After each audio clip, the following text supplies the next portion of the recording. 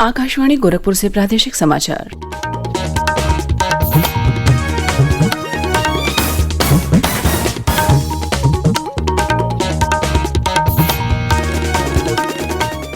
नमस्कार, समाचार बुलेटिन के साथ में शिवानी अरोरा। पहले मुख्य समाचार। राज्यपाल आनंदीबेन पटेल ने कहा, प्रदेश सरकार नई शिक्षा नीति को जल्द लागू करने के लिए संकल्पबद्ध है और इस दिशा में पूरी तत्परता से है सक्रिय।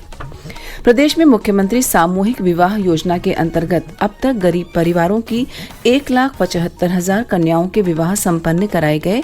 मुख्यमंत्री योगी आदित्यनाथ ने कहा, योजना को सभी वर्गों ने सराहा और स्वीकार किया। प्रदेश की योगी आदित्यनाथ सरकार के आज 4 वर्ष पूरे हो रहे हैं। सरकार की उपलब्धियों को बताने के लिए प्रदेश भर में 1 सप्ताह तक होगा विभिन्न कार्यक्रमों का आयोजन। और मुख्यमंत्री ने प्रदेश में कोविड-19 के मद्देनजर पूरी सतर्कता बरतने के दिए निर्देश। अब समाचार विस्तार से।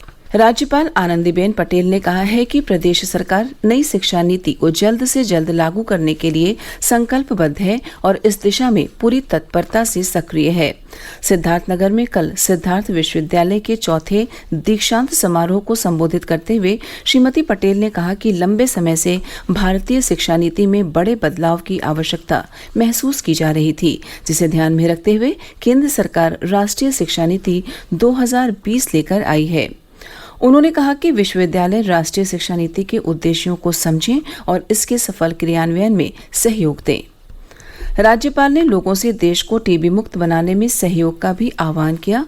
उन्होंने कहा कि टीबी जैसी भयावह बीमारी से मुक्ति के लिए राज्य के सभी विश्वविद्यालयों ने 5-5 गांवों को गोद लिया है। उन्होंने कहा कि टीबी को जड़ से समाप्त करने के लिए विश्वविद्यालयों और महाविद्यालयों के अलावा शिक्षकों और आम लोगों की भी सहभागिता आवश्यक है। इस अवसर पर उन्होंने विश्वविद्यालयों में 223 करोड़ रुपए की लागत के निर्माण कार्यों का लोकार्पण किया।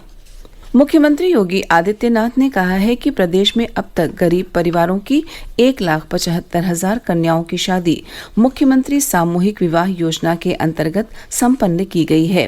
उन्होंने कहा कि प्रदेश सरकार ने सभी जातियों के गरीब परिवारों के लिए सामूहिक विवाह की योजना लागू की थी। मुख्यमंत्री कल लखनऊ में उत्तर प्रदेश भवन एवं अन्य सन्निर्माण कर्मकार कल्याण बोर्ड के तत्वावधान में आयोजित 3,500 से अधिक कन्याओं के सामूहिक विवाह कार्यक्रम को संबोधित कर रहे थे। उन्होंने कहा कि मुख्यमंत्री सामूहिक विवाह योजना प्रदेश में अत्यंत लोकप्रिय हुई है और इसे समाज के सभी वर्गों ने सराहा और स्वीकार किया है। श्री योगी ने कहा कि प्रदेश सरकार ने पिछले 4 वर्षों में लोक कल्याण के लिए कई योजनाएं और कार्यक्रम शुरू किए हैं। मुख्यमंत्री ने राष्ट्र निर्माण में श्रमिकों के योगदान की सराहना करते हुए कहा कि बिना उनके परिश्रम के कोई भी निर्माण कार्य संभव नहीं है। श्री योगी ने कहा कि प्रदेश सरकार श्रमिकों के कल्याण के लिए प्रतिबद्ध है और इसके लिए कई योजनाएं लागू की गई हैं। उन्होंने कहा कि पिछले वर्ष लॉकडाउन के कठिन समय के दौरान प्रदेश सरकार ने श्रमिकों के लिए भरण पोषण भत्ता शुरू किया था। इसके तहत 54 लाख से अधिक श्रमिकों के बैंक खातों में भत्ते की धनराशि सीधे अंतरित की गई। मुख्यमंत्री ने कहा कि निर्माण कार्यों से जुड़े पंजीकृत श्रमिकों के बच्चों के लिए राज्य सरकार ने सभी 18 मंडलों में अटल आवासीय विद्यालय खोलने का निर्णय किया है। इन विद्यालयों में बच्चों को उत्तम और अत्याधुनिक शिक्षा उपलब्ध होगी। मुख्यमंत्री योगी आदित्यनाथ ने कहा कि आगामी गर्मी के मौसम में बिजली की मांग में संभावित बढ़ोतरी को देखते हुए बिजली के तारों और ट्रांसफार्मर तथा अन्य उपकरणों की व्यवस्था और मरम्मत समय से सुनिश्चित कर ली जाए, जिससे लोगों को कोई परेशानी न हो। मुख्यमंत्री कल लखनऊ में एक उच्च स्तरीय बैठक के दौरान विभिन्न विभागों की समीक्षा कर रहे थे। उन्होंने कहा कि विद्युत उपभोक्ताओं की ओवर बिलिंग सहित अन्य समस्याओं का समाधान प्राथमिकता के आधार पर करने के लिए विशेष शिविर आयोजित किए जाएं। मुख्यमंत्री ने कहा कि कैच द रैन अभियान के अंतर्गत लोगों को जल संरक्षण के बारे में जागरूक किया जाए। उन्होंने इस बारे में प्रदेश के जल शक्ति मंत्रालय, ग्राम्य विकास और पंचायती राज विभागों को एक कार्य योजना बनाकर कार्यवाही करने के निर्देश दिए। मुख्यमंत्री ने आगामी 24 मार्च को विश्व क्षय रोग दिवस के अवसर पर प्रदेश में टीबी उन्मूलन को लेकर विविध कार्यक्रमों के आयोजन की आवश्यकता बताई। प्रादेशिक समाचार आप आकाशवाणी गोरखपुर से सुन रहे हैं। मुख्यमंत्री योगी आदित्यनाथ सरकार के आज 4 वर्ष पूरे हो रहे हैं। इस अवसर पर प्रदेश सरकार राज्य भर में 1 सप्ताह तक चलने वाले कार्यक्रमों की शुरुआत करेगी। भाजपा कार्यकर्ता लोगों के बीच जाकर योगी सरकार के पिछले 4 वर्षों के कार्यों और उपलब्धियों का प्रचार प्रसार करेंगे। मुख्यमंत्री योगी आदित्यनाथ उप मुख्यमंत्रियों और भाजपा प्रदेश अध्यक्ष के साथ सरकार के 4 वर्षों की उपलब्धियों के बारे में प्रेस कॉन्फ्रेंस करेंगे। इस अवसर पर मुख्यमंत्री विधवाओं और निराश्रितों को पेंशन और दिव्यांगों को ट्राईसाइकिल वितरित करेंगे। लखनऊ के अवध शिल्प ग्राम में सरकार की उपलब्धियों को दर्शाते हुए एक प्रदर्शनी का आयोजन किया जा रहा है। प्रदेश के सभी जनपद मुख्यालयों में इसी तरह के कार्यक्रम आयोजित किए जाएंगे। प्रदेश सरकार ने राज्य में स्वास्थ्य सेवाओं को और सुदृढ़ करने के लिए सभी जिलों में मेडिकल कॉलेज खोलने का निर्णय लिया है। सरकारी प्रवक्ता ने कहा कि वर्ष 2017 तक प्रदेश में केवल 12 मेडिकल कॉलेज थे। पिछले 4 वर्षों में राज्य में 30 नए मेडिकल कॉलेज खोले गए। इसके अलावा प्रदेश में गोरखपुर और रायबरेली में एम्स की स्थापना की गई है। यहाँ ओपीडी का सफलतापूर्वक संचालन किया जा रहा है।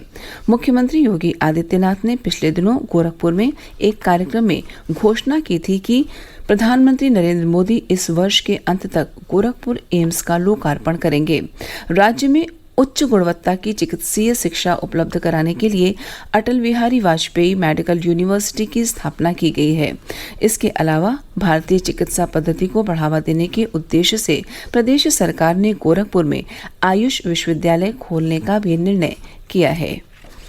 मुख्यमंत्री योगी आदित्यनाथ ने कोविड-19 के मद्देनजर पूरी सतर्कता बरतने के निर्देश दिए हैं। उन्होंने कहा कि कई राज्यों में कोरोना संक्रमण की दर में बढ़ोतरी सभी के लिए चेतावनी है।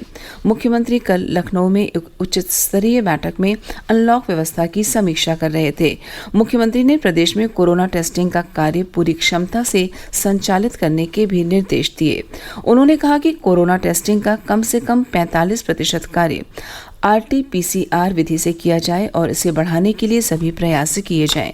उन्होंने कहा कि रेलवे स्टेशन, एयरपोर्ट तथा बस अड्डों पर रैपिड एंटीजन टेस्ट व्यवस्था को और प्रभावी बनाया जाए। मुख्यमंत्री ने कहा कि आगामी दिनों में पंचायती राज चुनाव और त्योहारों को देखते हुए बाजारों और सार्वजनिक स्थानों पर बड़ी संख्या में लोग आएंगे, इसलिए सोशल डिस्टेंसिंग और मास्क की अनिवार्यता का पूरा ध्यान दिया जाए। उन्होंने बाजारों में ध्वनि विस्तारक माध्यम से लोगों को जागरूक करने के लिए कहा।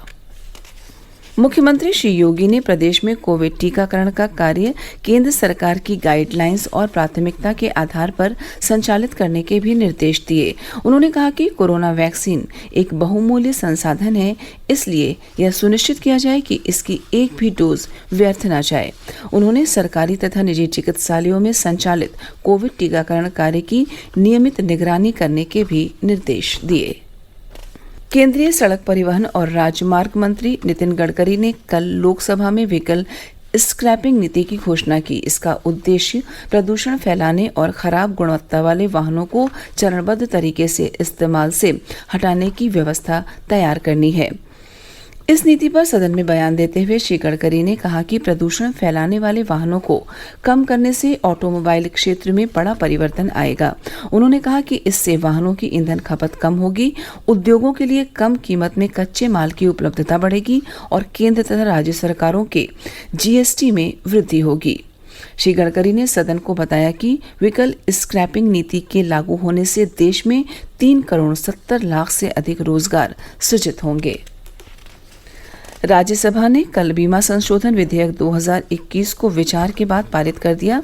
इस विधेयक में 1938 के बीमा विधेयक को संशोधित करने की व्यवस्था है, जिससे भारतीय बीमा कंपनियों में विदेशी निवेश की सीमा बढ़ जाएगी। विधेयक के अनुसार विदेशी प्रत्यक्ष निवेश की सीमा वर्तमान 49% से बढ़कर 74% करने का प्रावधान किया गया है। और अंत में इस बुलेटिन के मुख्य समाचार एक बार फिर। राज्यपाल आनंदीबेन पटेल ने कहा, प्रदेश सरकार की नई शिक्षा नीति को जल्द लागू करने के लिए संकल्पबद्ध है और इस दिशा में पूरी तत्परता से है सक्रिय। प्रदेश में मुख्यमंत्री सामूहिक विवाह योजना के अंतर्गत अब तक गरीब परिवारों की 1,75,000 कन्याओं के विवाह संपन्न कराए गए। मुख्यमंत्री योगी आदित्यनाथ ने कहा, योजना को सभी वर्गों ने सराहा और स्वीकार किया।